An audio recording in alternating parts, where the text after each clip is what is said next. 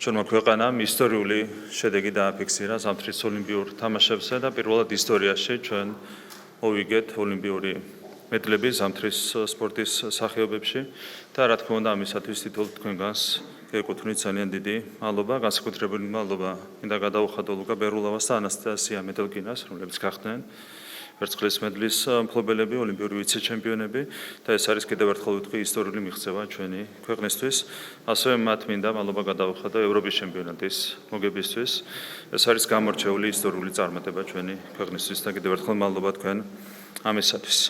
ასევე დღეს ბატონო პრეზიდენტმა აღნიშნა, რომ ჩვენ დავიკავეთ მეოთხე ადგილი გუნდურ ტურნირზე და ეს არის რა თქმა უნდა ისტორიული მიღწევა, ძალიან ცოტა დაგვაქვს ოლიმპიურ გუნდურ მედლამდე, თუმცა მომავალი წინაა და დარწმუნებულია, რომ კიდევ ძალიან ბევრი წარმატება გველოდება წინ. მადლობა ეკუთვნის თითოეულ გუნდის წევრს, რომელმაც გამორჩეულად იასპარესა. განსაკუთრებული მადლობა მინდა გადაუხადო ნიკა ეგაძეს, რომელიც წელს გახდა ევროპის ჩემპიონი და ამით კიდევ ერთი ისტორიული გამარჯვება მოუტანა ჩვენს ქვეყანას. ამ ევროპის ჩემპიონატზე სულ 4 მედლების კომპლექტი თამაშდებოდა და აქედან 2 ოქრო მოიგეს სწორედ ქართულმა სპორტსმენებმა და ეს არის მართლა გამორჩეული წარმატება, რაც ცალკე უნდა აღენიშნოს. ყველას მადლობა ანასტასია გუბანოვას, დიანა დევის, გლებ სმოლგინს მათი წარმატებული გამოსვლისთვის ამ ოლიმპიურ თამაშებზე და ჩვენი ქვეყნის პრესტიჟის ამაღლებისთვის. ძალიან მნიშვნელოვანი იყო ასევე ოლიმპიურ თამაშებზე სალომე ჩიგოგიძის საჯობა, მას თალკე გავუსვავდი ხას. პირველად ისტორიაში ზამთრის ოლიმპიურ თამაშებზე ყავდა ქართული მსაჯი და ესეც არის კიდევ ერთი წარმატება, რაც ქართულმა სპორტმა აჩვენა. ყველა შედეგი აჩვენებს იმას, რომ ჩვენი სპორტი მუდმივად ვითარდება, ვახცევთ ახალ სიმაღლეებს.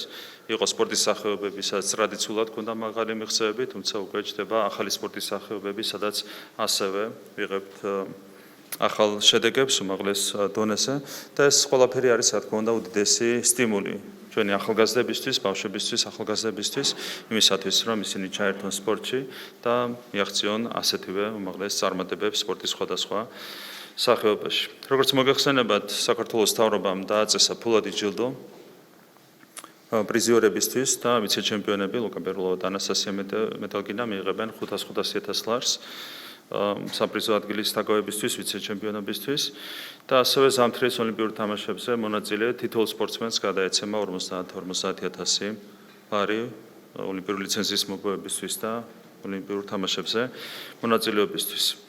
რა თქმა უნდა, ამ წარმატების უკან დგას ძალიან დიდი გუნდი, გამორჩეული გუნდი, პროფესიონალების გუნდი და განსაკუთრებული მადლობა მინდა გამოთქვა მწვრთნელების მიმართ, ეთერ თუთბერიძე, პავალის ლუსარენგო, რომლებმაც ძალიან დიდი წვლილი შეიტანეს ბუნებრივია ამ წარმატებაში და ცალკე განსაკუთრებული აღნიშვნის ღირსია, რა თქმა უნდა, ფედერაციის საქმიანობა, სწორედ ფედერაციის წარმატებული საქმიანობის შედეგია ის გამორჩეული შედეგები, რომლებსაც მიაღწია ჩვენმა ქვეყანამ ამ ბოლო პერიოდის განმავლობაში და მადლობა ფედერაციის პრეზიდენტს და თითოეულ თანამშრომელს მათი განსაკუთრებული პატრიოტიზმისთვის და ძალისხმევისთვის, რის შედეგიც არის ჩვენი სპორტული მიღწევები.